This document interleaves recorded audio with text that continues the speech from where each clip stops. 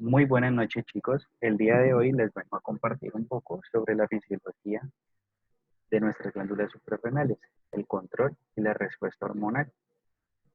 Estas glándulas suprarrenales están situadas exactamente por encima de nuestros riñones y están compuestas por la médula adrenal y nuestra corteza. La médula corresponde a la parte central y la corteza a esa capa que la está recubriendo. La médula está situada en el centro de nuestra glándula. Está formada por células ganglionares simpáticas, tejido conectivo, capilares sinusoidales, fibras nerviosas y células cromafines. ¿Por qué se caracteriza esta médula?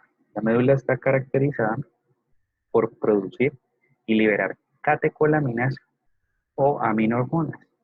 Las dos más importantes, ¿cuáles son? La adrenalina y la noradrenalina. Tengamos presentes que se llaman aminohormonas porque se derivan precisamente de las aminas.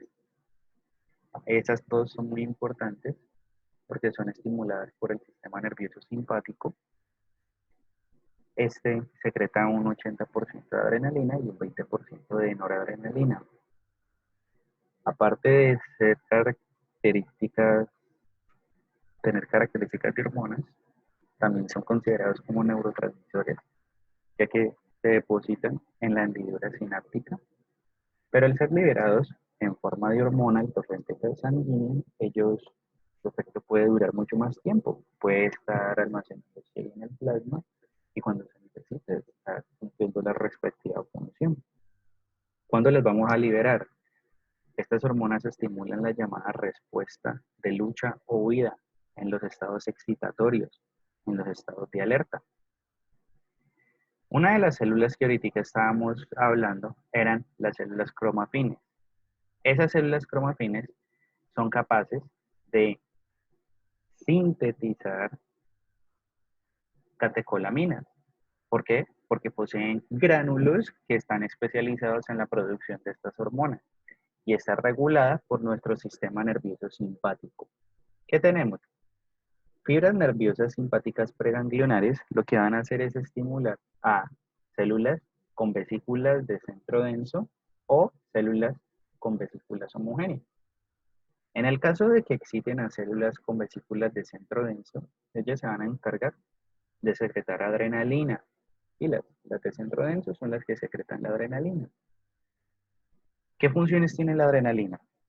Puede liberar glucosa del hígado, incrementa la frecuencia cardíaca y respiratoria, nos prepara para el enfrentamiento de la huida de la lucha, realiza glucogenólisis, es decir, degradación de glucógeno para producción de glucosa y que se libere por el resto de nuestros tejidos.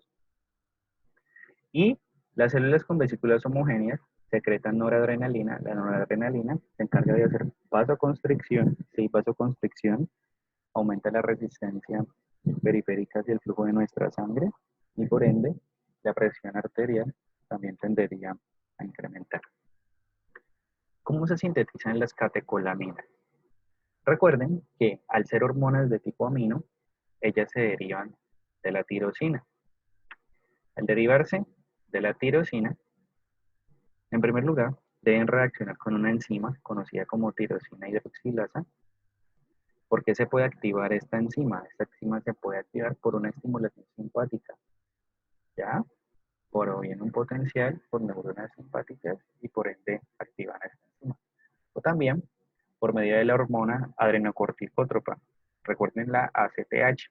Esa ACTH que se liberaba de nuestra neurohipófisis, perdón, de nuestra adenohipófisis, porque es de la hipófisis anterior, estaría yendo hasta acá, hasta nuestra médula, para activar esta enzima y que empiece a realizar su transformación.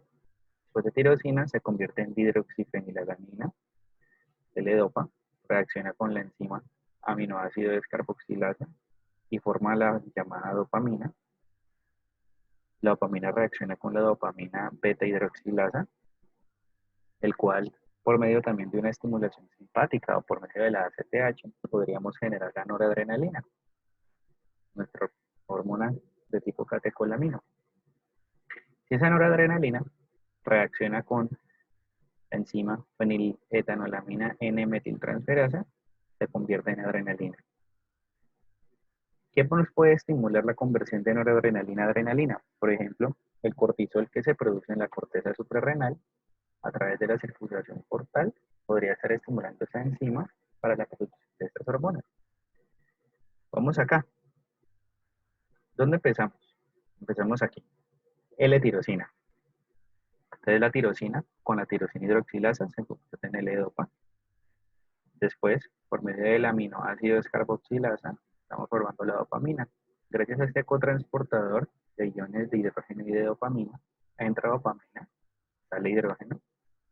La dopamina posteriormente reacciona con la enzima dopamina beta hidroxilasa y de esa manera formamos noradrenalina. Aquí donde estamos, estamos en nuestra célula cromafin. Posteriormente, ¿qué sucede? Esta noradrenalina va a salir por un cotransportador y por medio de nuestra enzima feniletanolamina N-metiltransferasa se convierte en adrenalina. ¿Qué va a pasar, chicos? Esta adrenalina, ¿cómo se va a liberar? Entonces, la adrenalina lo que va a hacer es entrar nuevamente a la célula cromafin. Cuando entra por este cotransportador, va a formarse un llamado complejo de almacenaje, el cual es estimulado por ATP y por calcio. Y gracias a este componente que se llama la cromogranina, esa cromogranina junto al calcio y el ATP, ¿qué van a estimular? Van a estimular que este complejo de almacenaje pueda permitir la llamada exocitosis.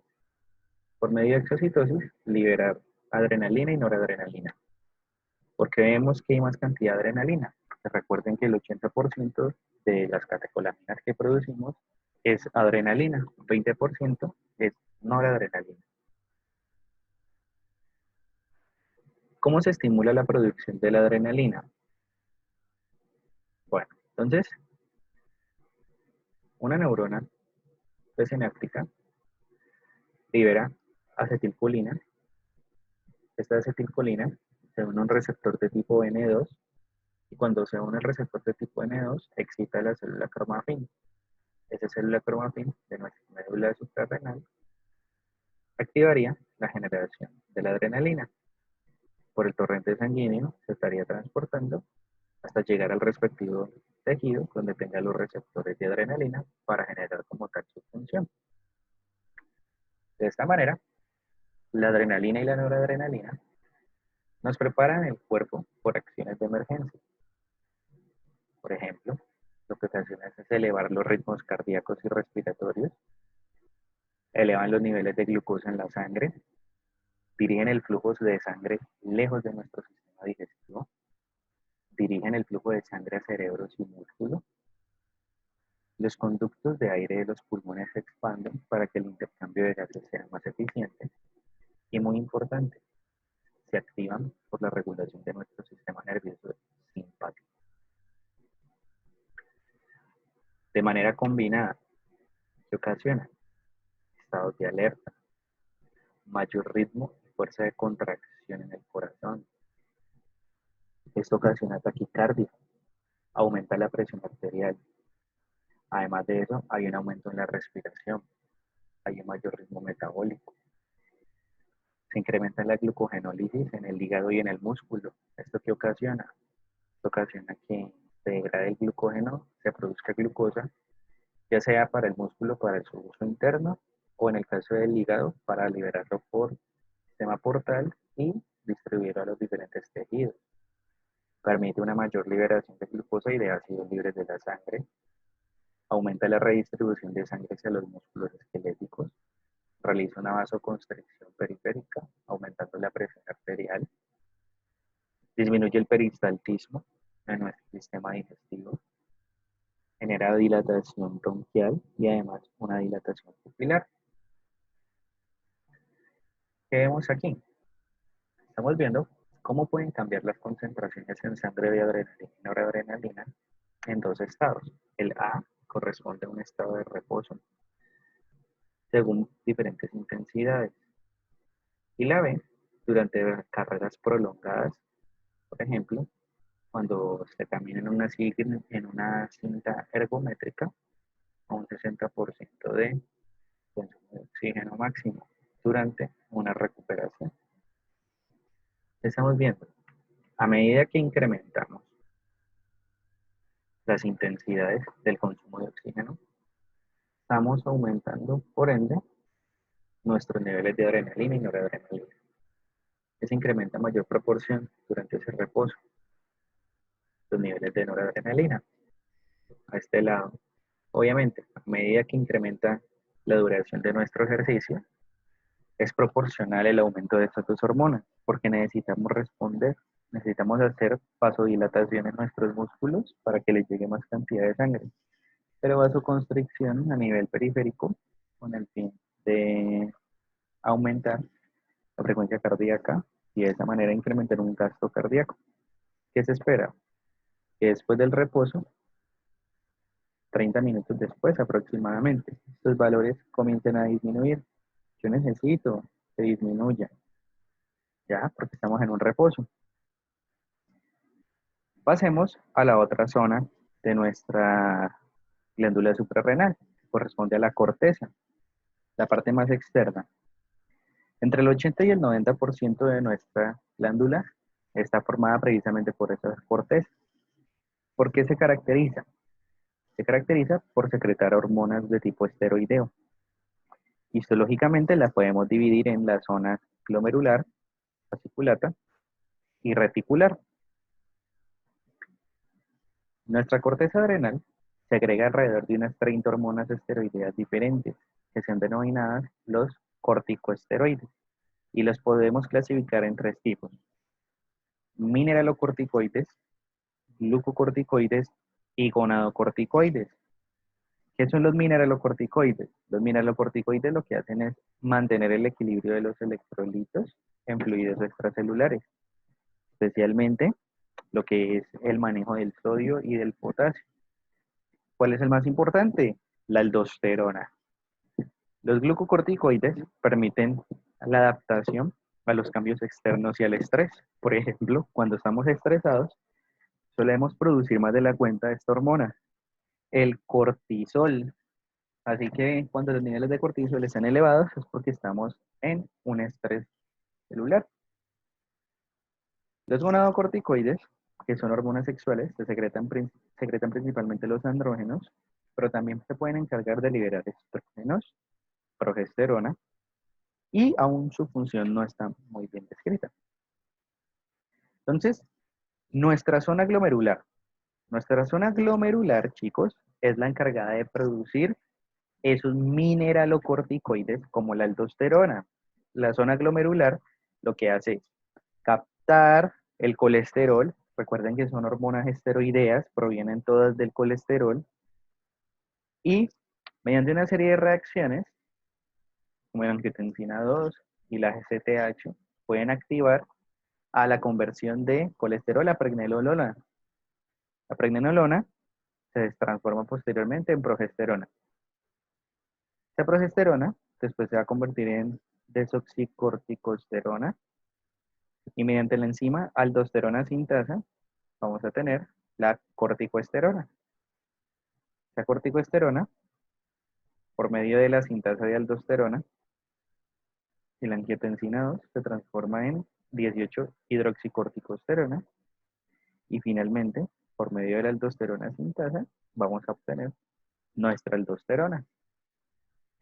Resulta que esa aldosterona es el responsable del 95% de la actividad de los mineralocorticoides. ¿Cuál es la función de la aldosterona? Facilita la absorción renal del sodio, la excreción del potasio, induce la retención del sodio y por ende también retiene volúmenes de agua en nuestro cuerpo. ¿Qué más? Esa aldosterona combate la deshidratación durante una actividad deportiva. ¿Qué factores estimulan la secreción de aldosterona? La disminución del sodio en la sangre, un menor volumen de sangre, una disminución en la tensión arterial, un aumento en la concentración de potasio en nuestra sangre. Esto está muy regulado por nuestro sistema nervioso, debido a que dependiendo de las condiciones en que nos encontremos, se puede ya sea estimular o inhibir la producción de la aldosterona. ¿Qué estamos viendo, chicos? Estamos viendo que retiene volúmenes de agua en nuestro cuerpo. Eso quiere decir que actúa bajo la hormona antidiurética, la vasopresina. ¿Qué puede suceder? Lo que puede suceder es que mediante diferentes condiciones, por ejemplo, un menor volumen sanguíneo, una menor función arterial o una mayor concentración de potasio, se puede estimular esa secreción de la aldosterona. Facilita la absorción renal de nuestro sodio y la excreción de potasio. Entonces, el sodio que está presente en nuestros túbulos pasaría hacia nuestros capilares y lo que hace es evitar la deshidratación. Por ejemplo, durante una actividad deportiva que nosotros estemos sudando, estamos eliminando agua. ¿Qué pasa? Solo capta nuestro cerebro, el hipotálamo. El hipotálamo envía la señal hacia nuestra hipófisis posterior para producir precisamente la ADH, hormona antidiurética o vasopresina. La hormona antidiurética iría posteriormente acá, en la corteza, con el fin de producir aldosterona y que de esa manera haya una retención de volumen de agua en el cuerpo para no estarnos deshidratando. Entonces, precisamente aquí vemos cómo es la regulación de nuestra aldosterona. Entonces, nuestro cerebro se va a encargar de regular este proceso. Nuestro cerebro está sintetizando la CRH y la ADH. ADH, ¿qué es? ADH es hormona antidiurética y CRH, hormona liberadora de corticotropinas. En el caso de la antidiurética sale por la hipófisis posterior, sin problema. Pero la hormona liberadora de corticotropinas, ¿qué van a hacer?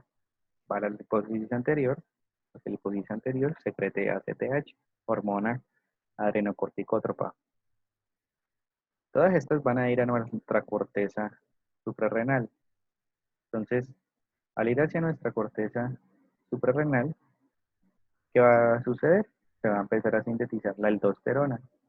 Cuando sintetizo la aldosterona, va a nuestros riñones. ¿Y el efecto cuál va a ser? Disminuir la excreción de sodio, de agua, pero aumenta la excreción de potasio. Entonces, chicos, estoy sacando potasio de nuestro cuerpo. Si saco potasio de nuestro cuerpo, ¿qué pasa con el potasio del plasma? Disminuye. Al disminuir la concentración del potasio de nuestro plasma, se inhiben las elevaciones, por ende, del plasma de potasio en la sangre. Entonces, ¿qué factor me puede estimular a mí la producción de la aldosterona?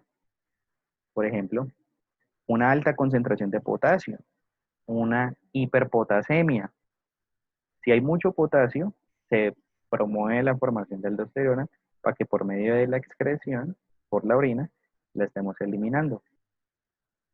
Además, la aldosterona en el riñón facilita la formación de la renina. Esa renina entra en un sistema que es denominado el sistema renina-angiotensina-aldosterona.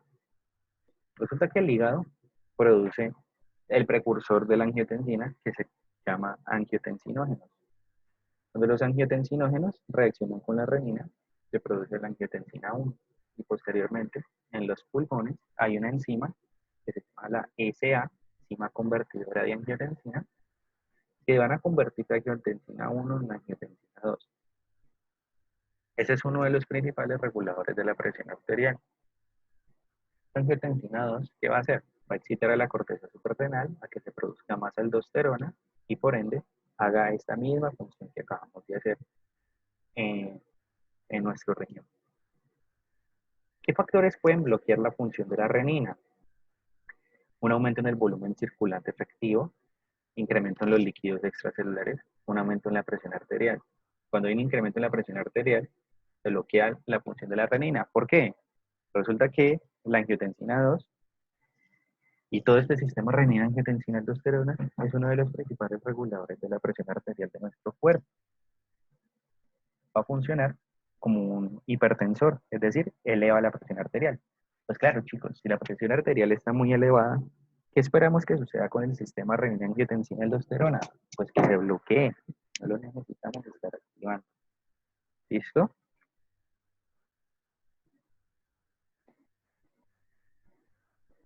Ahora, ya sabemos que entonces los efectos de la aldosterona están relacionados a la excreción del potasio y la secreción, la reabsorción del sodio. Por ejemplo, la aldosterona, cuando entra a las células principales de nuestro riñón, de nuestros túbulos, va a empezar a generar este proceso que vemos acá, que es la reabsorción del sodio. Es decir, estoy pasando de mi célula del túbulo hacia el líquido intersticial renal. Esto después iría hacia dónde? Esto iría después hacia nuestra sangre. Entonces, por ejemplo, el sodio, por medio de los ENaC, ¿qué son los ENaC, chicos? ENaC significa canales de sodio epiteliales. Entra el sodio desde la luz tubular, es decir, desde ese lumen de nuestros riñones, de todos los túbulos renales, hacia las células principales del túbulo y después estaría pasando acá hacia nuestra sangre. Pero vean qué pasa con el potasio. El potasio entra al túbulo, ¿con qué fin?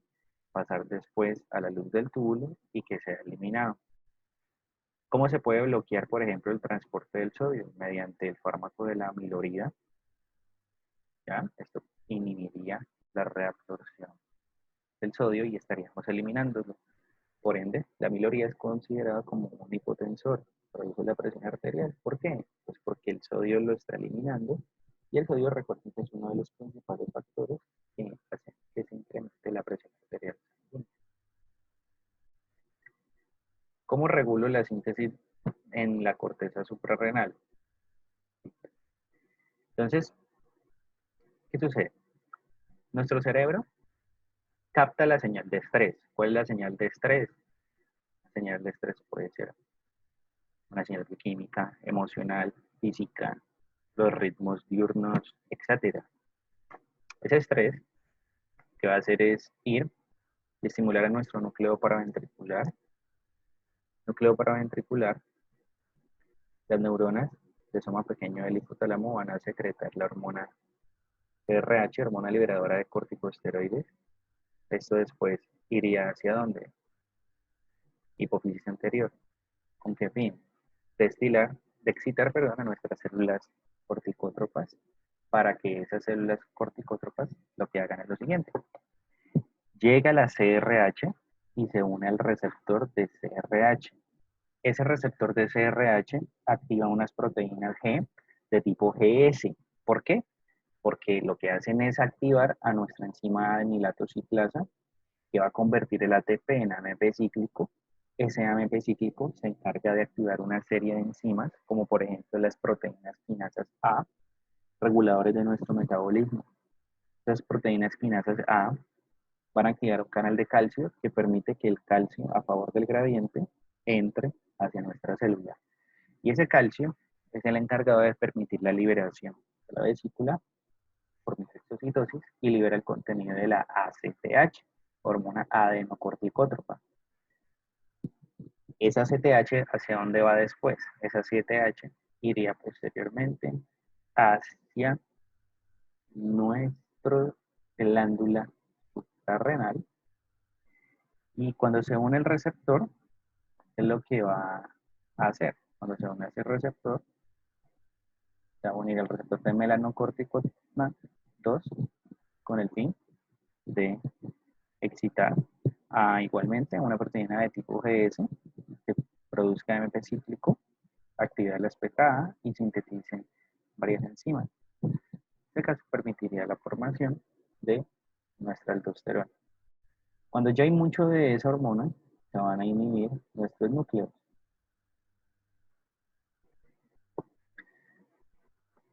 Entonces, sigamos el paso a paso. La hormona se une al receptor. El receptor activa unas proteínas G, activan la adenilato ciclasa, se convierte en ATP, en AMP cíclico.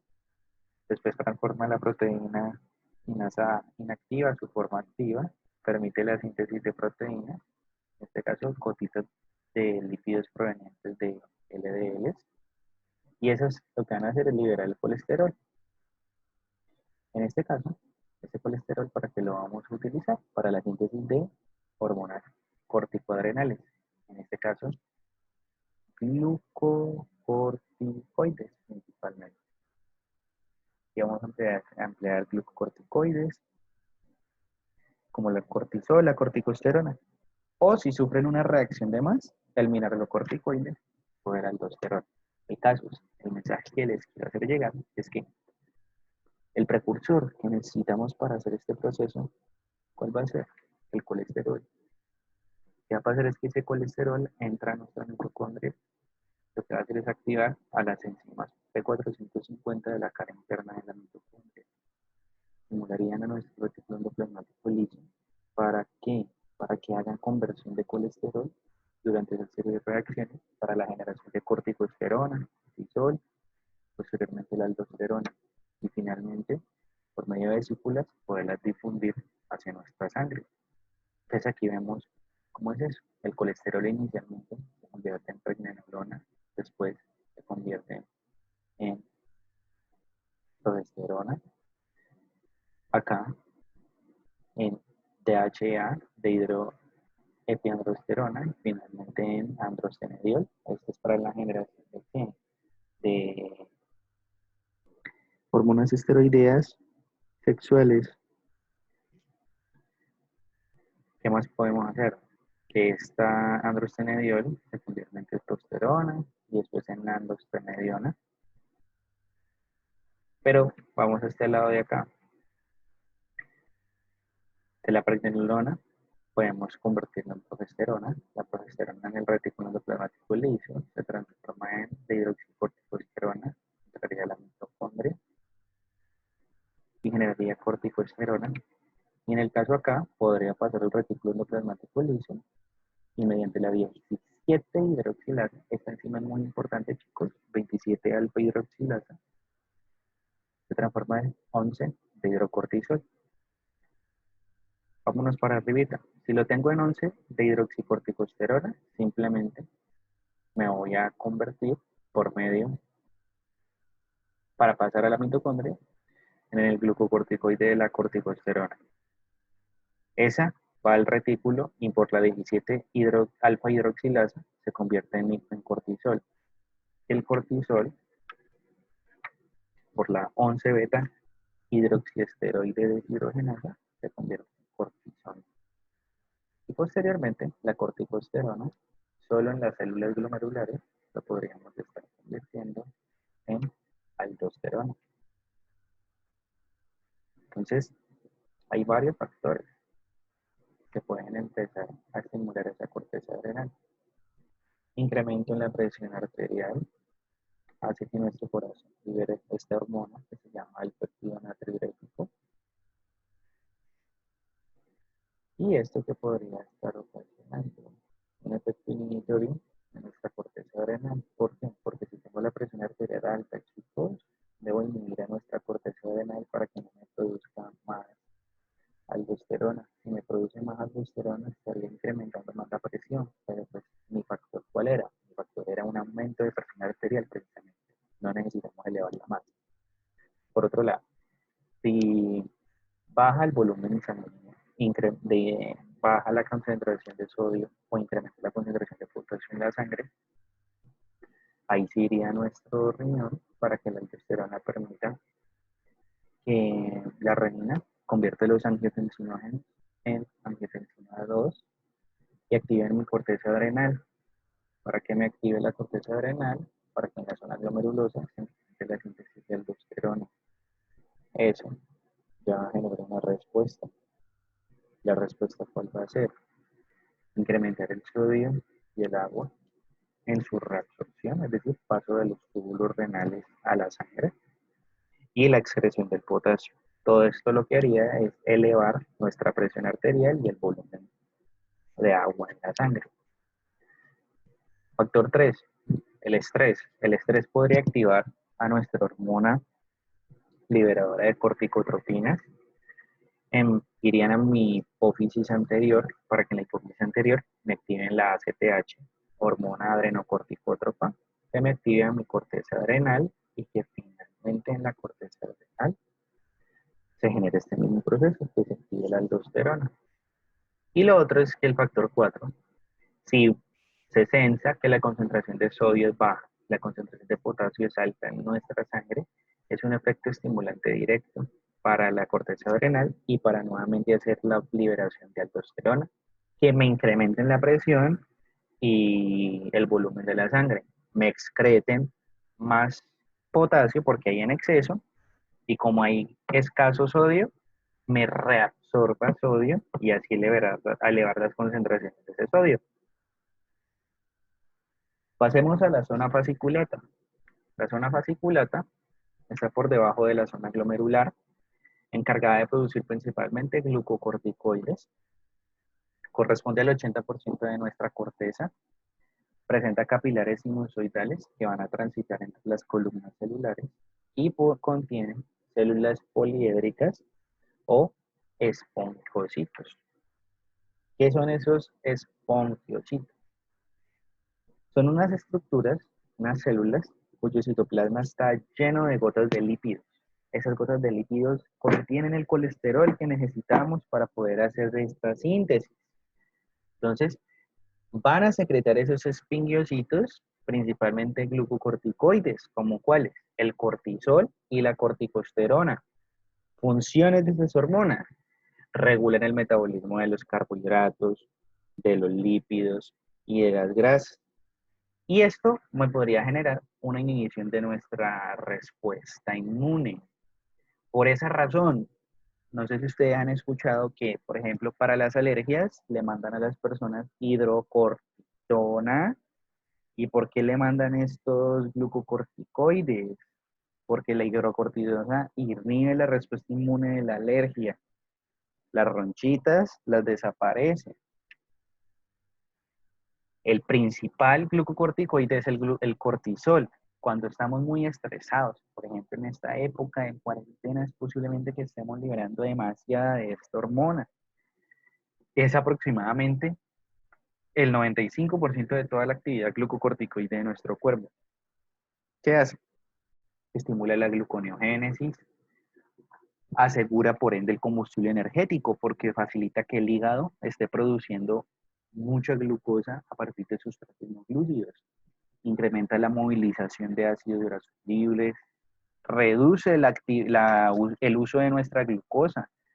Al reducir el uso de la glucosa precisamente estaríamos garantizando que las concentraciones de glucosa plasmáticas se eleven porque no la estaríamos absorbiendo en las células. Actúan como un agente antiinflamatorio, deprime las reacciones inmunes y aparte de eso, incrementa la vasoconstricción causada por nuestra adrenalina. Ese cortisol entonces tiene muchos efectos biológicos a nivel del metabolismo de la glucosa en el hígado, permite la gluconeogénesis activando las enzimas, fosfonol piruvato carboxigenasa y la glucosa 6-fosfatasa. A nivel periférico, inhibe la captación de glucosa en el tejido adiposo, en el tejido muscular, en el tejido adiposo, estimula la lipólisis. ¿Para qué? Si estimula la lipólisis, estaría liberando ácidos grasos. Estos ácidos grasos irían al hígado con el fin de utilizarse para nuestra generación de glucosa. En el tejido conjuntivo, hace una inhibición de los fibroblastos, hay una pérdida de colágeno y de tejido conjuntivo. A nivel de los huesos, aumenta la resorción ósea, entonces empieza a haber una liberación de fosfato y de calcio. Se promueve entonces la acción de la hormona, del aparato hormona y de la vitamina D3. Y hay una reducción de la absorción intestinal de calcio. Efectos sobre los leucocitos. Se reduce el número de linfocitos, monocitos y eosinófilos en la circulación. Reducen la migración de las células inflamatorias hacia nuestros sitios de lesión.